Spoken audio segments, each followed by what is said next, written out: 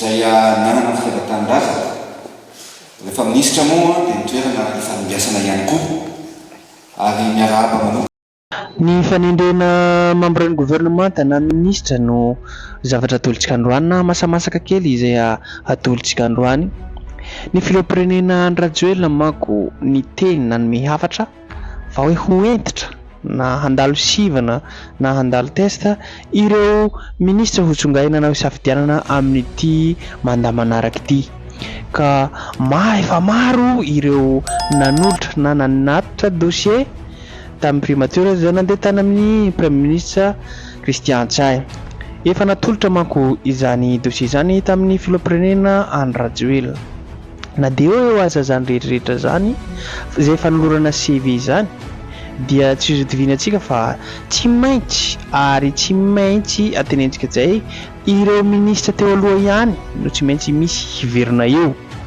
Ataontsika hoe mety tena aza filoham-pirenena hoe handalo sivana handalo CV dia tsy maintsy hoy za tsy maintsy eo ihany no avadibadika eo no hiverina eo.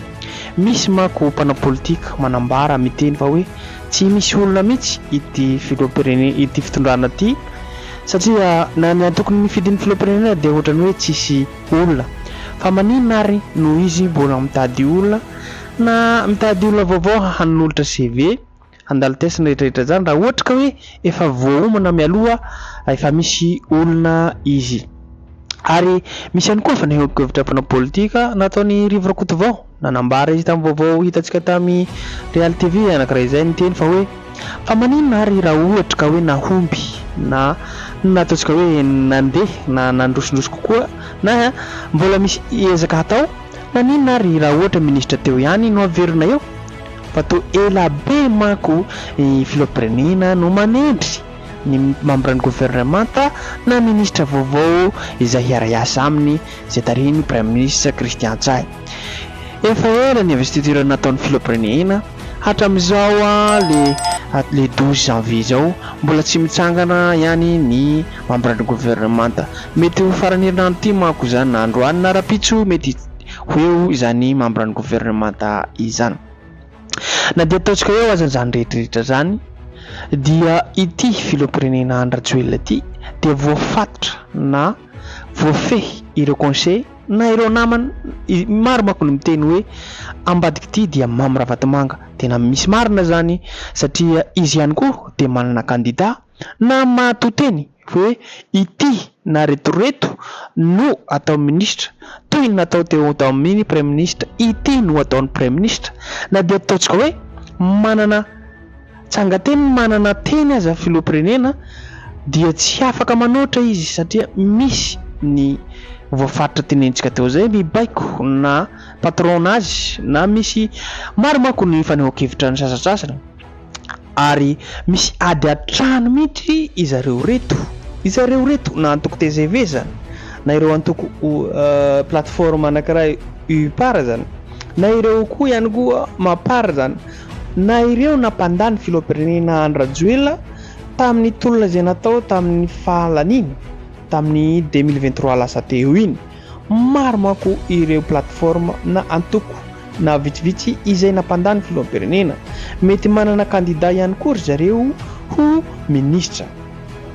Na dia eo aza zany pomba filoham-pirenena fomba nampandany filoham-pirenena Andry Rajoelina zany etsy andany ihany koa nefa ireo mpanohitra ny teny manko filoham-pirenena Andry Rajoelina hisokatra amin'ny rehetrarehetra, nefa kosa zavatra ho tenenina ihany zany rehetrarehetra zany fa tsy hisokatra amin'ny mpanohitra.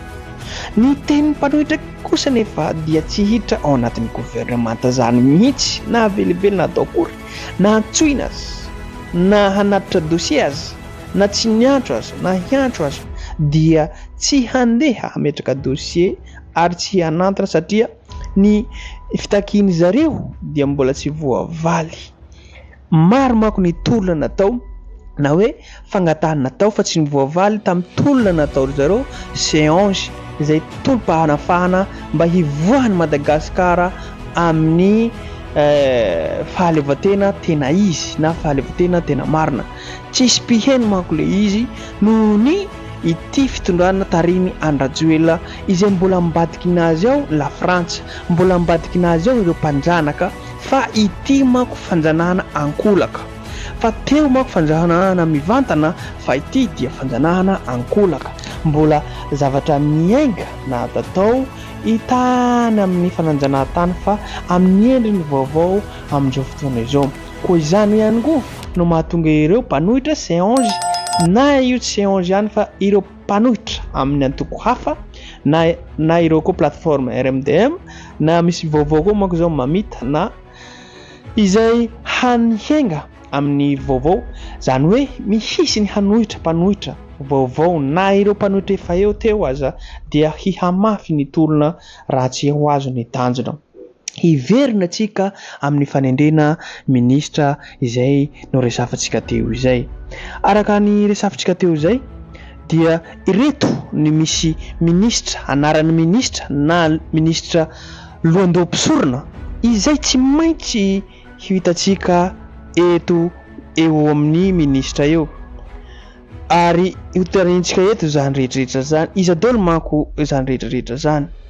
Voalohany dia ministeran'ny fanabeazana izay sahondran'ny Malala Marie Michel. Faharoa dia ministeran'ny serasera sy kolontsaina Lalatiana Rakotondrazafa. Telo dia ministeran'ny fanatanjahantena Tiniko Roberto. Ary fahaefatra dia ministeran'ny fitsarana Landy Mbolatina.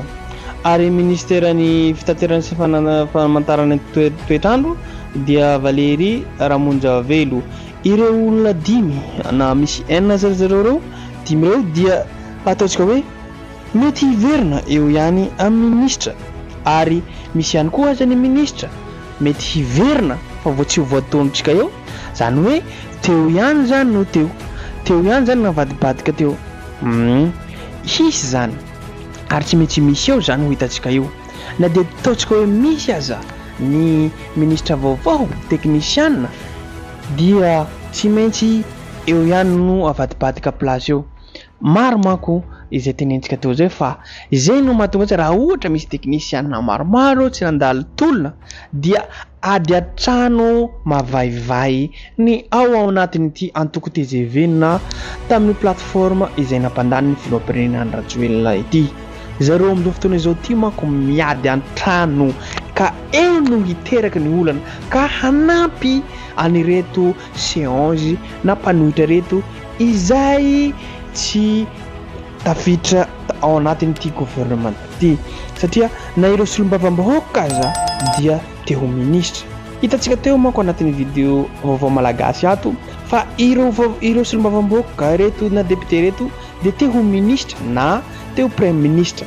Nefa araka ny tenentsika tamin'ny voalohany teo dia na dia hanao inona zay reto ministra na hanao ohatrany ahoana zay reto plateforme reto, raha tsy miainga hoy za avy aty any amin'ilay mpibaiko na patron na mpamatsy vola na namany filoham-pirenena Rajoelina izay conseil mahafatrapo aminazy izay miainga mamirabatomanga.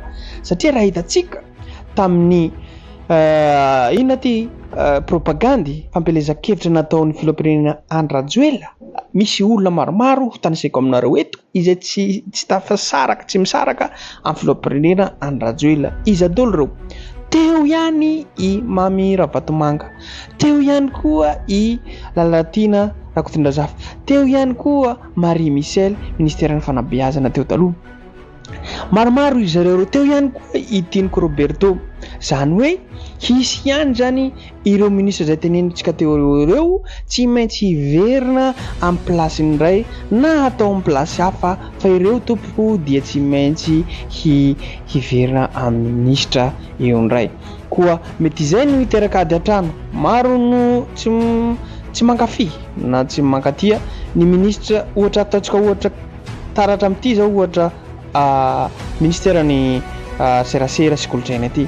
Maro manko ireo artista izay manohitra ity ministeran'ny serasera ity, tsy ireo artista rery ihany fa nampanao gazety na olom-pirenena tsy vaky volo dia manohitra. Ataontsika ohatra zao amin'ny artista na solombavam-bahoaka izay miady amin'ity ministra serasera teo taloha ity, tsy iza moa zany fa Lalatiana Rakotondrazafa ity dia ohatra amin'izany Paul Bert Rosy dia anisany manohitra ity Lalatiana Rakotondrazafa ity, satria misy manko synonyme nazy zao na hoe BM zany hoe be molotra ataon'ireo mpanao serasera Facebook, zany hoe malamavava ity ministra ity. Koa eo no miteraka olana amin'ireo mpanaraka ny filompirenena Andry Rajoelina satria raha mbola hiverina eo izy dia mety hiteraka indray ady an-trano, hitombo indray ny ady an-trano ireto mpanaraka na mpanohana filompirenena Andry Rajoelina reto. Koa izay no eo ihany koa nefa matahotra koa ny filompirenena Andry Rajoelina sy izay tenentsika teo zay eo ambadikinazy eo amin'ny Vatomanga reto, raha ohatra ka hoe tsy eo amin'ny fitondrana ity lalatendrakotondradrafy ity malamavava ity dia matahotra zareo sao de hamoaka secret ity olona ity makasika ny zavatra ataonay dia aleo tazomina, sao de zay no atahorany reto azy reto. Koa izay no masaka azotsika roso tompoko lahy sy tompoko vavy, azadino hatrany ny miabone na manao j'aime chaîne YouTube tsika, koa misaotra betsaka nanaraka hatramin'ny farany. Izay no masamasaka na zavatra afaka atolotra antsika ny firafitry na fandehan'ny firafitry ny fandehan'ny fanendrena ministra izay ho tonga eo, fa araka ny tenentsika teo zay toy ny ohatra ny lakilo sy ny mompera teo ihany teo hirany Tasimena ary ohatra ny hirany iza ty Rimka ihany koa, fa hoe avadibadika eo ihany fa eo ihany no eo. Zay no masaka azo antsika roso tompoko lahy sy tompoko vavy, misaotra antsika hatrany ny heno ary nanao j'aime nanaraka ny follow sy ny subscribe ny abonné chaîne YouTube tsika. Misaotra betsaka tompoko lahy, makatelina tompoko vavy.